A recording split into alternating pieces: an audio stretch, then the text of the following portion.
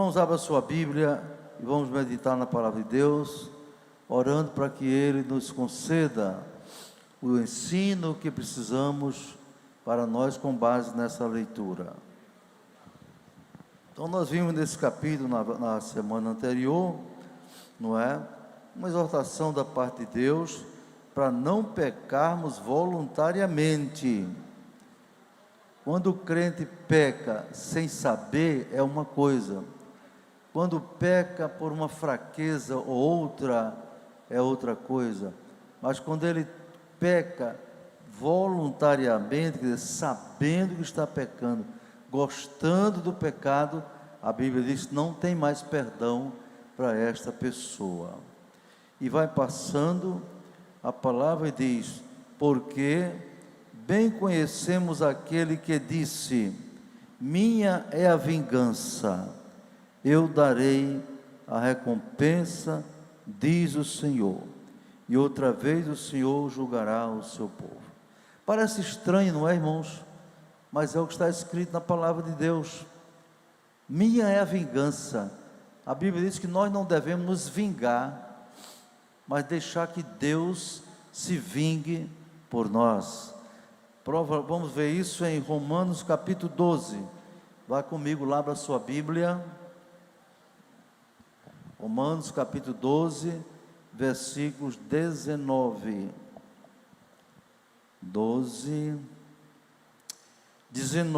a 21. Isso, as meninas lendo aí, abrindo a Bíblia, todo mundo abrindo a Bíblia para estudar a palavra de Deus. Culto e doutrina você não vem escutar, você vem participar, aprender, estudar a palavra de Deus. Então, Romanos 12, 19 diz assim, não vos vingueis. Vamos ler o 18, o 18 é bem interessante, viu? E eu quero que vocês leiam comigo, a partir do 18, Romanos 12, 18, quando eu disser 2, 1, 2, se possível, quanto estiver em vós, tendes paz com todos os homens, não vos vingueis a vós mesmos, amados, mas dai lugar à ira, porque está escrito, minha é a vingança, eu recompensarei, diz o Senhor. O 20, portanto, se o teu inimigo tiver fome, dá-lhe de comer, tiver sede, dá-lhe de beber, porque fazendo isto, amontoarás brasa de fogo sobre a sua cabeça. Não te deixes vencer do mal, mas vence o mal com o bem.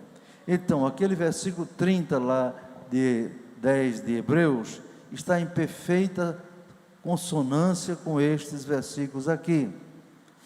Quando o Senhor Deus diz, não vos vingueis a vós mesmos. Aliás, se possível, no que depender de nós, veja bem, se possível, veja como a Bíblia é realista, não é? Ela não diz, olhe, vocês têm que ter paz com todos os homens. Estava difícil, não é? Mas diz, se possível, e tem mais, está vendo? Se possível, quanto estiver em vós, tende paz com todos os homens. Às vezes não é possível, tem pessoas mesmo que mesmo você queira paz com ela, ela não quer ter paz com você, e você não pode obrigar a pessoa a ter paz com você. Mas em seguida diz, não vos vingueis a vós mesmos, amados. Há situações em que alguém faz alguma coisa contra nós, faz coisa contra nós, nos perseguem, por exemplo, nos caluniam, mentem, enganam, usando o nosso nome. A vontade humana que tem é a gente se vingar, não é? É vingar, retribuir, como se diz, na mesma moeda. Mas aqui está dizendo, não vos vingueis a vós mesmos, amado, mas dai lugar à ira. Alguém lendo esse versículo imaginou o seguinte, então eu posso ficar irado. Há um outro versículo que diz, irai-vos e não pequeis, entende? Então dai lugar à ira aqui, irmão, no contexto do versículo, quer dizer, dai lugar à ira de Deus. dê lugar à ira de Deus, porque Deus não tem o culpado por inocente, e Deus não deixa passar em branco nada que alguém venha fazer contra um servo de Deus, viu?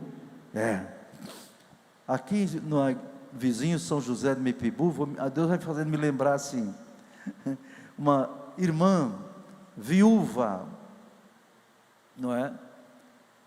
Passou a ser perseguida. Olha só, irmão, aquela irmã viúva tinha um pequeno negócio no comércio, barracazinha para vender coisa, uma banca, e o homem da fiscalização resolveu persegui-la, obrigando ela a pagar certas taxas que ela não podia pagar. E sabe de uma coisa? Aquele homem era crente.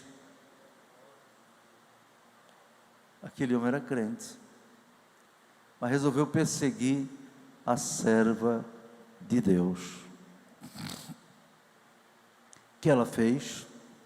Não foi se vingar, não deu entrada na justiça, mas foi orar ao Senhor, ao Supremo Juiz, que a Bíblia chama de pai de órfãos e juiz das viúvas. Ela orou, chorou: Senhor, estás vendo o que aquele irmão está fazendo comigo, Senhor, me ajude. Irmãos, e não demorou muito tempo, ele foi demitido do seu cargo, e deixou de perseguir a serva de Deus, foi botado para fora do seu cargo. Está vendo, irmãos? Não se vingue, confie em Deus. Você não é obrigado a concordar com o opressor, o seu inimigo, aquele que se faz inimigo, muitas vezes porque você é um crente em Jesus.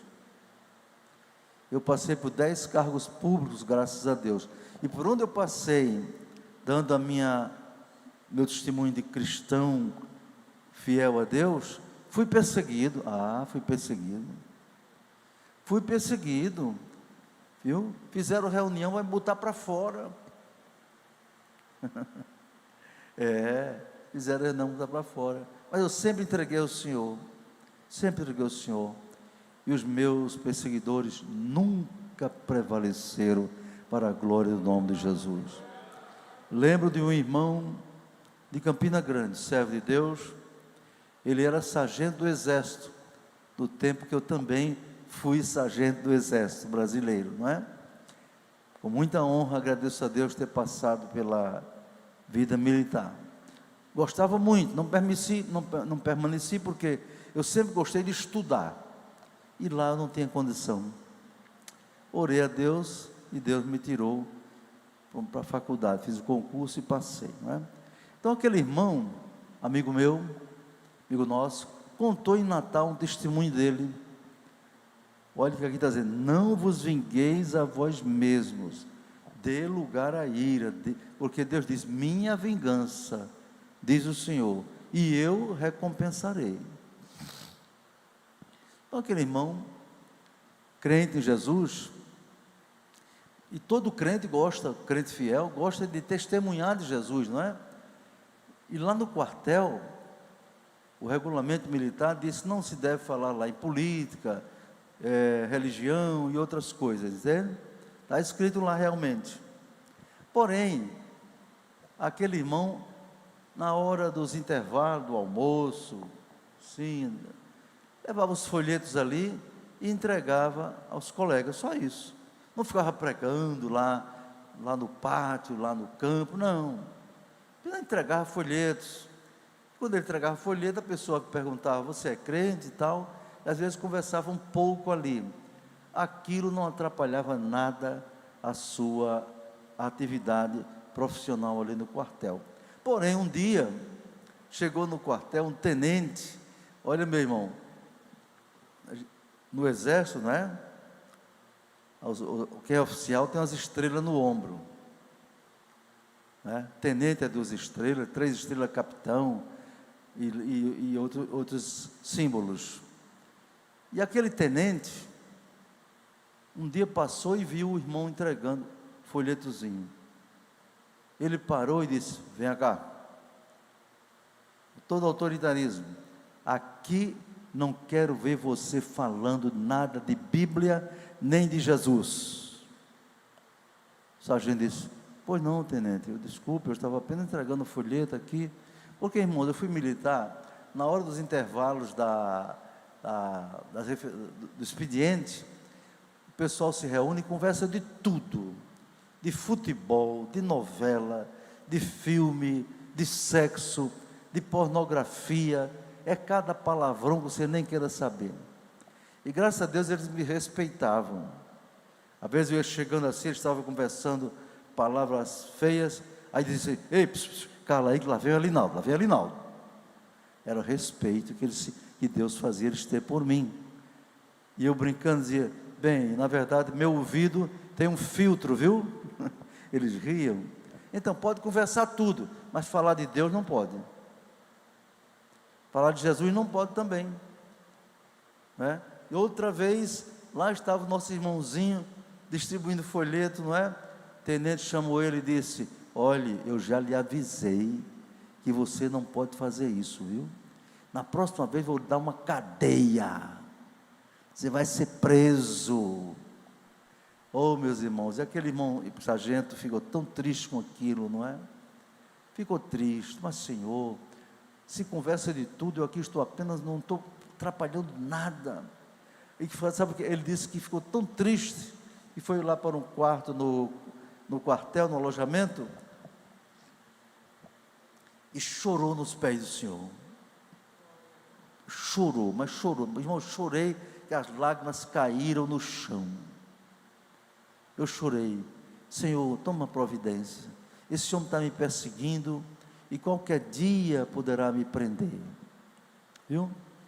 Queridos irmãos, não passou um mês, nem um mês não, deixa eu pegar um pepó aqui, não passou um mês, e um dia, o irmão disse que de repente viu o tenente com um pedaço de papel na mão, ele olhava para aquele pedaço de papel assim, muito, muito agitado, e fazia assim, coçava a cabeça, fazia gesto assim. O irmão disse: o tenente parece que está aperreado. Linguagem nordestina, né? Aperreado. O que será, meu Deus? Ele andava para um lado e para outro, andava para um lado e para outro, conversava com a pessoa e um papel na mão. Pouco tempo depois, foi descoberto o que estava escrito ali: tenente fulano, transferido para, isso era no Rio de Janeiro isso, tenente fulano, transferido para o Mato Grosso, a bem do serviço. Aí o tenente foi reclamar ao comandante do quartel, com aquele radiograma, era radiograma naquele tempo, não era e-mail não. Chegou para o coronel e disse: coronel, eu não entendo, eu não pedi transferência, eu não pedi, faz pouco tempo que eu estou aqui, tinha que passar pelo menos 2 anos, sabe? Não é assim, né? Na vida militar, eu não pedi. Aí o coronel olhou assim: o que é que você quer que eu faça? Não, queria que eu não fosse transferido. Não posso, porque aqui está dizendo que é por ordem superior. Ó, a ordem lá de cima, viu? Olha a ordem superior: não vos vingueis a vós mesmos, amados, viu? Porque diz o Senhor: minha é a vingança e eu recompensarei. Deus cuida de nós, Ele é o nosso pastor e nada nos faltará, Ele é o nosso Deus, Ele é o Senhor da nossa vida, aleluia. Ele é o nosso supremo advogado, meus irmãos, sabe? Ele nos defende, Ele é Deus, entende, irmãos? Li um testemunho também nesse mesmo sentido, de uma pobre irmã, não é? Que ficou viúva também, e a família fez lá o inventário de um jeito que praticamente tomaram todos os bens dela. Era um arranjo lá que tomaram todos os bens que ela tinha direito, deram um jeito lá e tomaram. E aí, fazer o quê? O juiz deu ganho de causa, a parte, a autora, sabe? Ela perdeu. E alguém disse: bem, a senhora pode recorrer. Arranjou um advogado e vai recorrer. Ele disse: como eu vou arranjar um advogado? Pensão que meu marido deixou foi muito pouco, eu não posso pagar um advogado. Não é? E ela foi orar ao Senhor, foi orar a Deus. E um advogado, amigo, sabendo, amigo da família, que ela estava nessa situação, precisando de um advogado, chegou para ela e disse: olha, eu soube que você está passando esse problema, eu posso lhe ajudar. Sou advogado. Ela disse: mas eu não posso pagar o senhor. O homem disse: a senhora não se preocupe, a senhora não vai me pagar. Não vai me pagar, tá certo? E o advogado então recorreu na segunda instância e perdeu, pastor. Restava a terceira, né? E aí a irmã disse: não adianta, o senhor está vendo, não adianta, eu estou derrotada, não tem jeito, não é verdade? Aí então Deus deu fé a ela e disse: doutor, agora, sabe de uma coisa? Deus é maior do que tudo.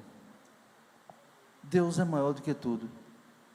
O advogado já tinha desistido de recorrer, mas vendo a fé daquela mulher agora despertada por Deus, resolveu recorrer. E sabe o que aconteceu?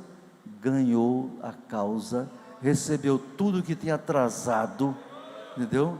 O advogado ficou tão admirado que disse: minha irmã, vou apelidar a senhora de Dona Fé, porque eu não tinha mais fé que isso fosse possível. Mas está escrito em Lucas 1,37, né? Porque para Deus nada é impossível. Para Deus nada é impossível. Dê glória a Deus por isso. Então aqui está dizendo, irmãos: não vos vingueis a vós mesmos. Está vendo? Minha vingança. Horrenda coisa é cair nas mãos do Deus vivo. Versículo 31. Horrenda coisa é cair nas mãos do Deus vivo. É coisa horrenda, é coisa horrível, é coisa terrível alguém cair nas mãos do Deus vivo. Você está nas mãos do Deus vivo, não porque você caiu nas mãos dele. Uma coisa é estar nas mãos de Deus, estar debaixo da mão de Deus, e outra coisa é cair nas mãos de Deus. Essa expressão, cair nas mãos de Deus, quer dizer cair debaixo da justiça de Deus, cair debaixo da vingança de Deus. É coisa terrível, irmãos, é coisa terrível, viu? É coisa horrível cair nas mãos do Deus vivo. Alguém tem a imagem de Deus, não é? De que Deus é um Deus bonzinho, que não castiga ninguém, que Deus é um bom pai, que não castiga seus filhos. Então quem tem essa ideia, vê Deus pelo lado somente da bondade do amor, e de fato Ele é o supremo amor, Ele é a suprema bondade, não é verdade, irmãos? Porém esquece do outro lado, que Ele também é o supremo juiz do universo. Ele é a suprema justiça, Ele é a justiça divina. Enquanto Ele é o supremo amor, Ele é a suprema justiça também. Entende, irmãos? Então tem gente que quer viver no pecado, nas abominações, e diz que Deus não vai jogar ninguém no inferno. Eu já expliquei para vocês outra vez aqui, quando Jesus disse que a vinda dele será como nos dias de Noé, ou como nos dias de Ló. O que acontecia nos dias de Noé? Nos dias de Noé, a humanidade estava numa depravação total, depravação e corrupção total. A Bíblia diz que toda a humanidade estava corrompida, e toda a humanidade vivia na violência,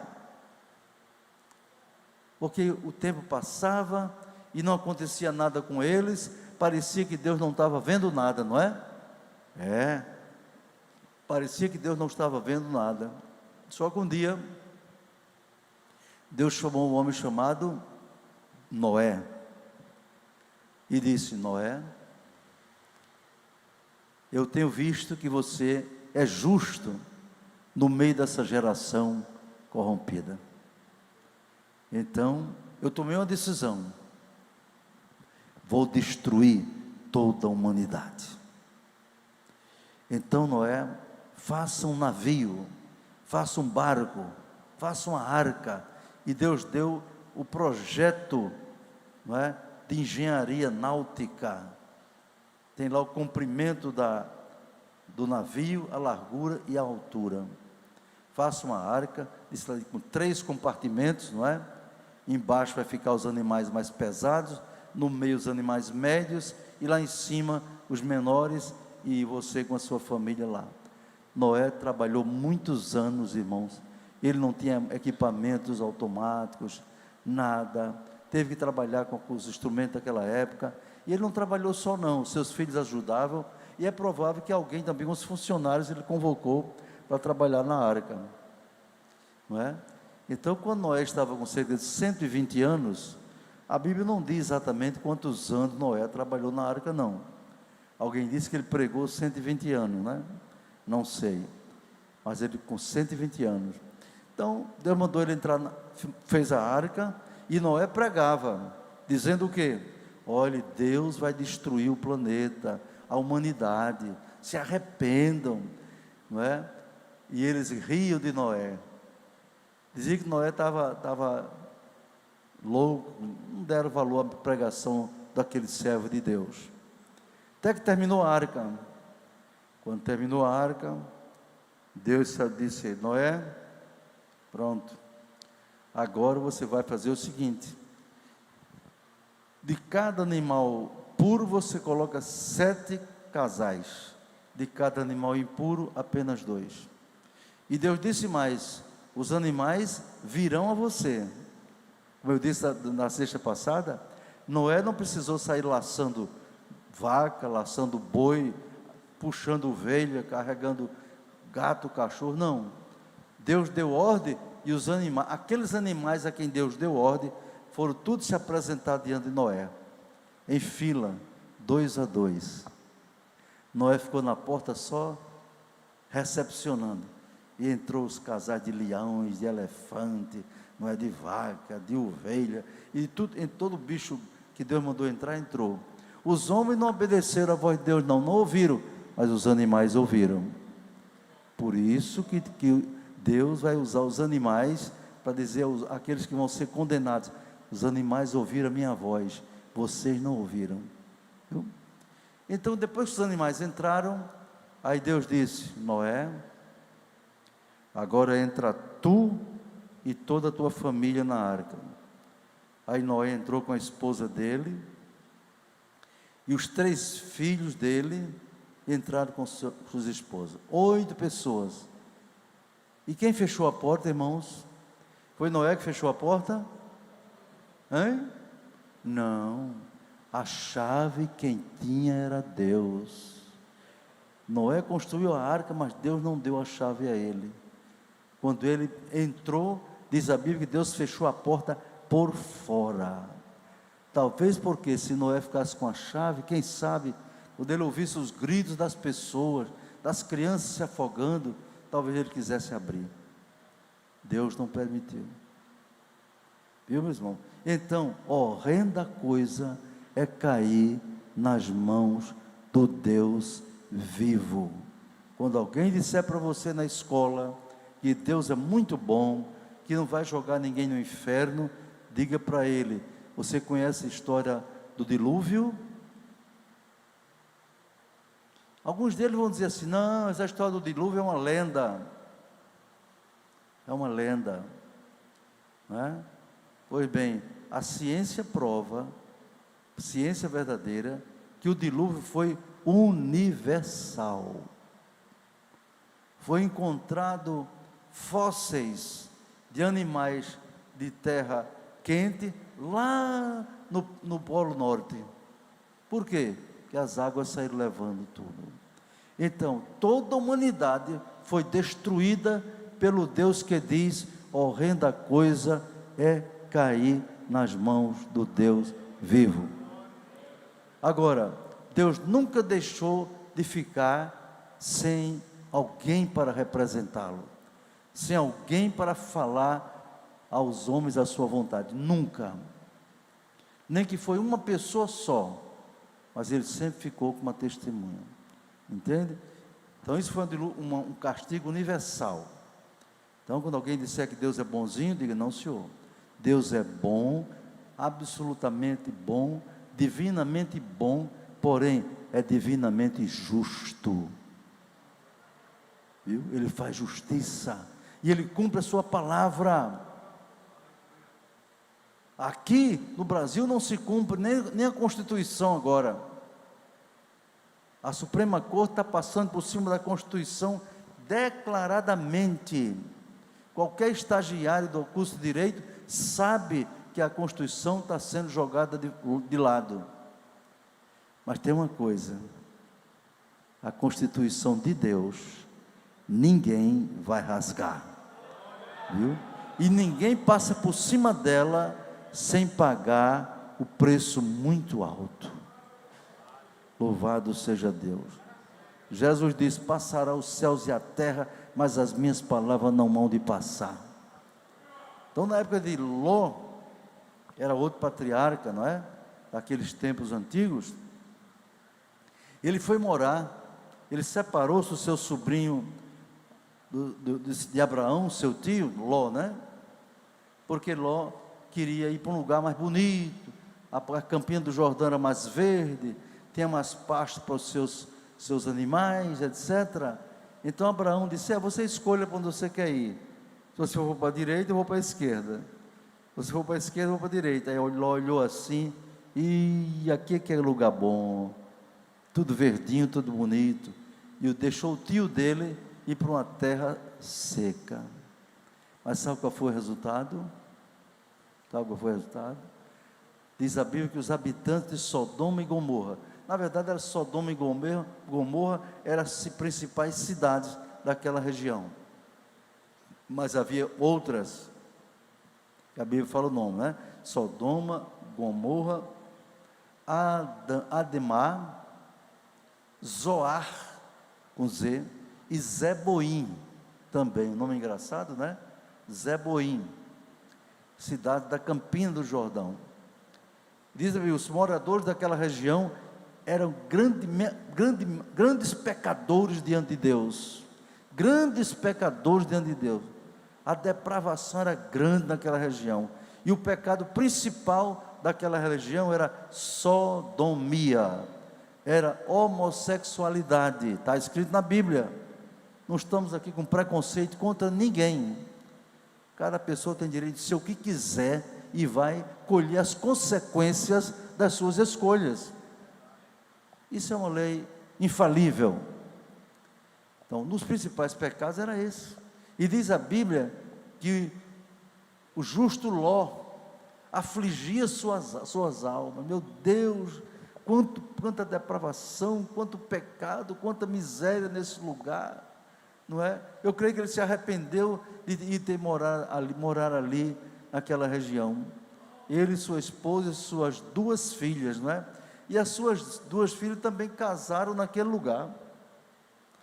Ou casou-se, né? Então, moravam ali. E Deus, então, vendo aquela situação, em lugar de ir falar com Ló, primeiro foi falar com quem? Com Abraão. Deus mandou 3 anjos falar com Abraão. E os anjos assumiram a forma humana. Tanto que quando Abraão viu aqueles 3 viajantes, não é, passando junto da tenda deles: olha, vocês podem vir aqui para a minha casa, para a minha tenda, venham repousar aqui. Era um costume oriental muito grande, a hospitalidade, né? Acolher as pessoas em casa, chamava o servo, mandava lavar os pés do viajante, etc. E eles então disseram, depois que comeram com Abraão, né? Comeram bolo, comeram queijo, comeram um churrasco muito gostoso. Os anjos comeram, viu? Os anjos podem comer, o metabolismo deles é diferente, mas eles podem comer. Aí depois comeram e tal, disseram: bem, Abraão, agora nós já vamos porque nós temos uma missão de destruir Sodoma e Gomorra. Abraão ficou preocupado. Meu Deus, o meu sobrinho Ló está lá com sua família.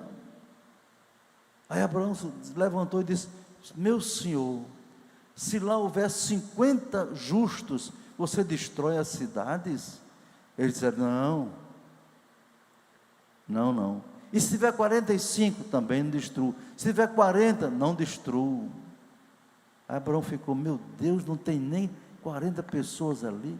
Aí disse: não se aborreça comigo não. Se tiver 30, também não destruo. Está vendo o amor de Deus?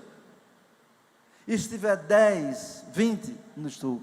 Aí a última cartada: e se tiver 10, o anjo disse: também não destruiremos. Misericórdia. Abraão não teve mais o que dizer. Não tinha nem 10 justos ali, viu? Só tinha Ló e sua família. Mesmo assim, aquela família tinha alguns problemas. Aí os anjos saíram em direção a Sodoma, foram embora. Chegando lá, o anjo sabe o endereço, irmão, sabe a casa da gente, sabe tudo, sabe o nosso nome, tudo que a gente faz.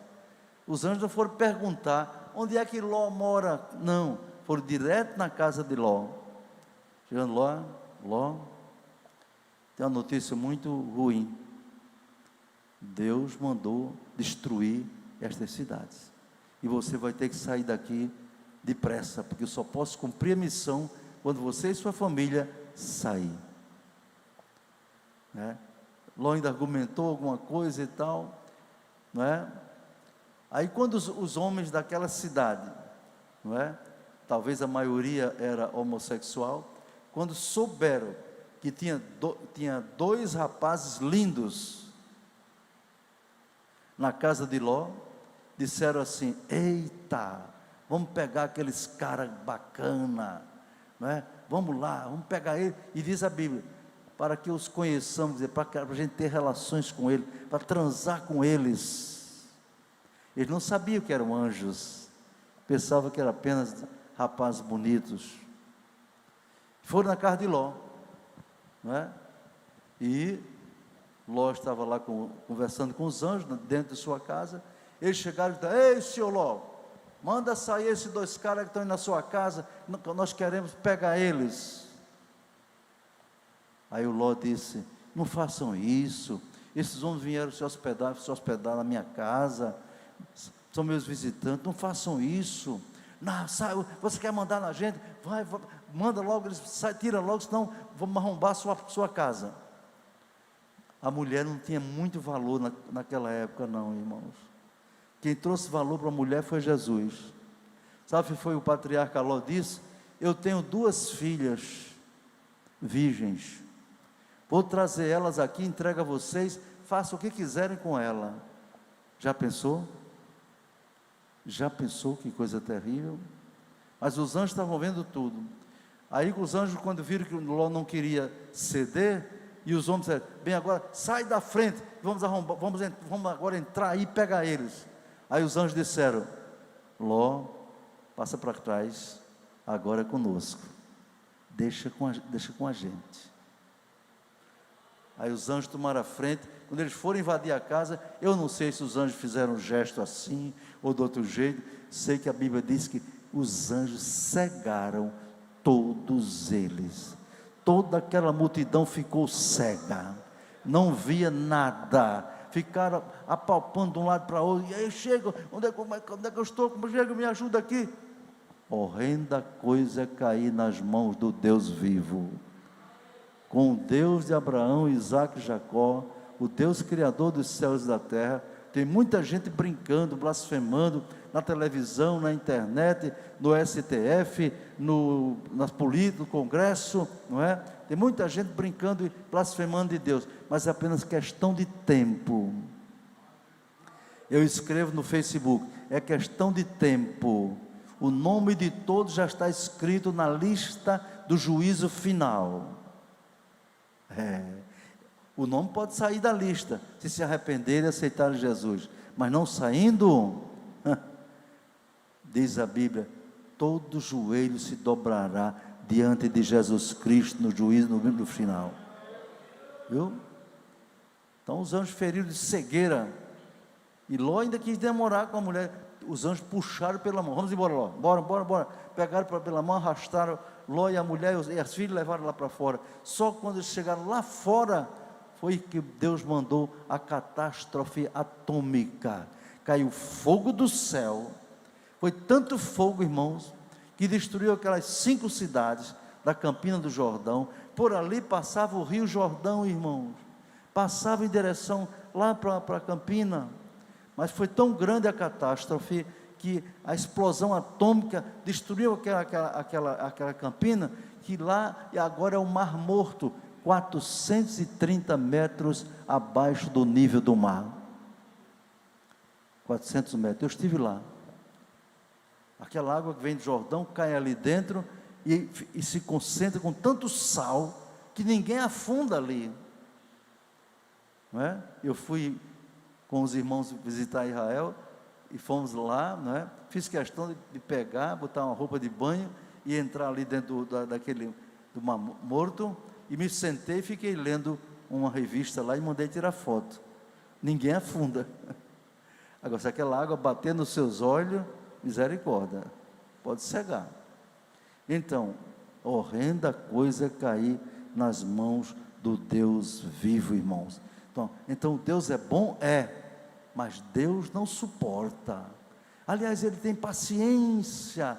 Quantos 1000 anos Deus espera pela humanidade? Só depois de Jesus já faz 2000 anos, não é? Mais de 2000 anos. É a bondade de Deus, é o amor de Deus, esperando que a humanidade reconheça a salvação, reconheça que Jesus é o Salvador, não é verdade? Mas não querem saber, a maioria não quer saber de Deus. Minha vingança eu recompensarei, diz o Senhor. Está vendo, irmãos? Então ele faz aqui lembrando aí, lembrai dos dias passados, não é?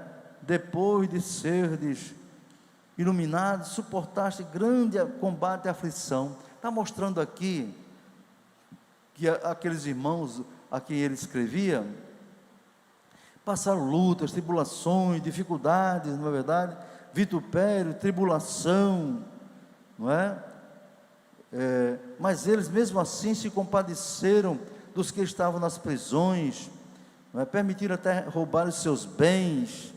Aí diz assim: não rejeitei, pois, a vossa confiança, que tem grande e avultado galardão. Quer dizer, a sua confiança em Deus, em Jesus, a sua esperança não será decepcionada.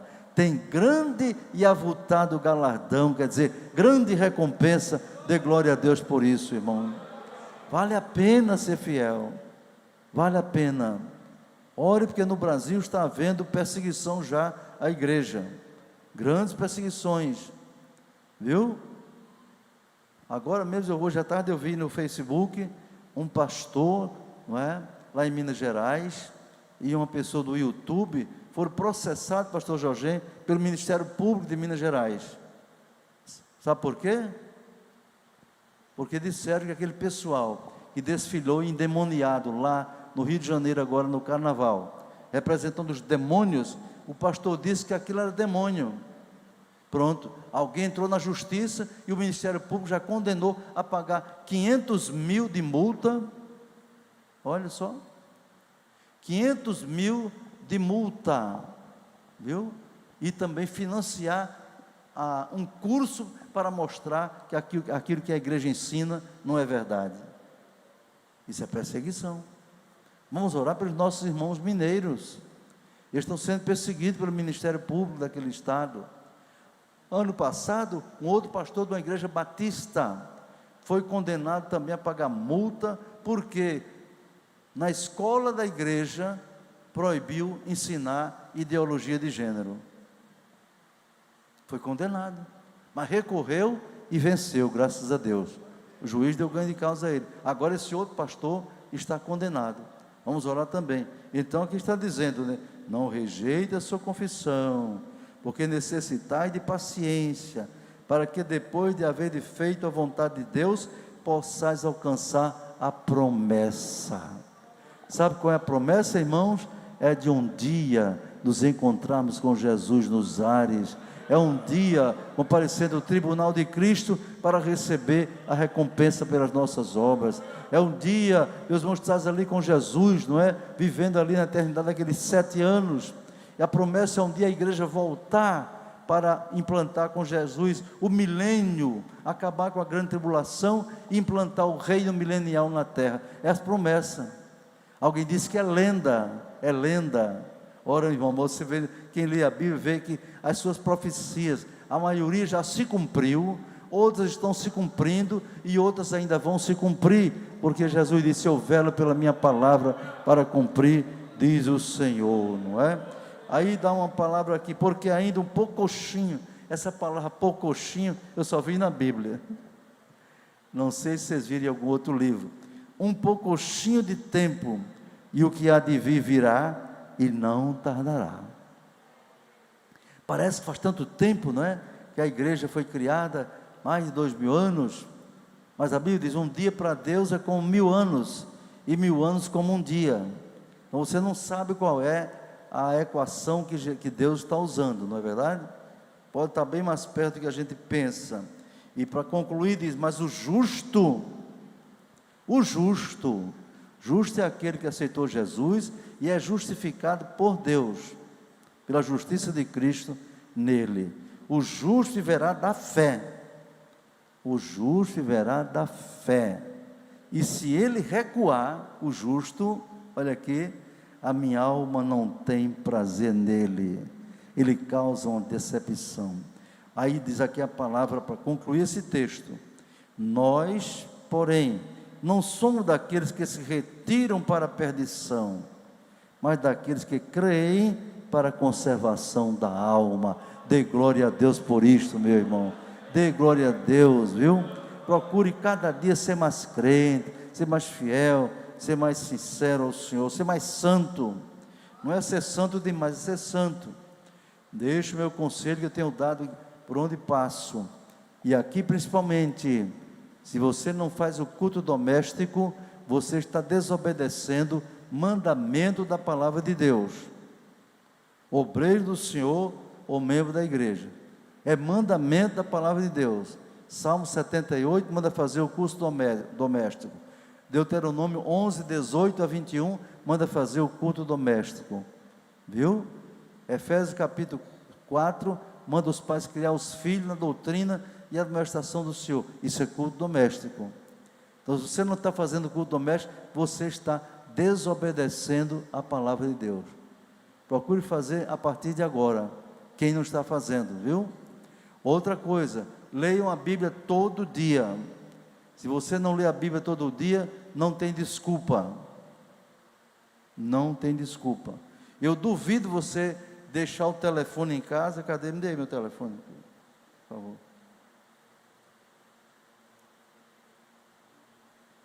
Eu duvido você deixar o telefone na repartição e você, não, vamos para casa tranquilo. É assim? Não, meu Deus, deixei o telefone, vamos lá buscar. Vai buscar, ou sai de casa e não levou o telefone, eita, esqueci o telefone, manda buscar ou vai buscar. Agora a Bíblia, tanto faz como tanto fez. Se lê está bom, se não lê está bom também, porque não tem o mesmo valor do telefone. Cuidado, ó, você tem o telefone e tem a Bíblia. Então Deus está perguntando nesta noite: você dá mais valor a quê? Ao telefone ou à minha palavra? Responda, viu, irmão? Responda, porque Deus quer a sua resposta. E a sua palavra tem que ser honesta. Ele diz: seja o vosso falar sim, sim e não, não. O que disso passa é de procedência maligna. Eu estou observando os grupos de amigos da Bíblia que eu criei. Viu? Tem grupo que começou com 150 pessoas, hoje só tem 30. Por quê? Foram desistindo de ler a Bíblia, desistindo de ler a Bíblia. Agora, não desiste de ver redes sociais. E você basta ler 3 capítulos por dia, 3, somente 3, para ler a Bíblia toda durante um ano, menos de um ano.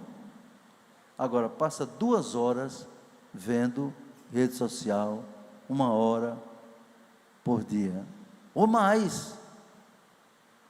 Então, mas fica o alerta, Deus vai cobrar de quem não ama a sua palavra, gosta de ouvir, mas não quer ler a palavra. Eu sou obrigado a fazer isso, porque Deus me cobrou de mim, que eu faça isso por onde eu passar, amém?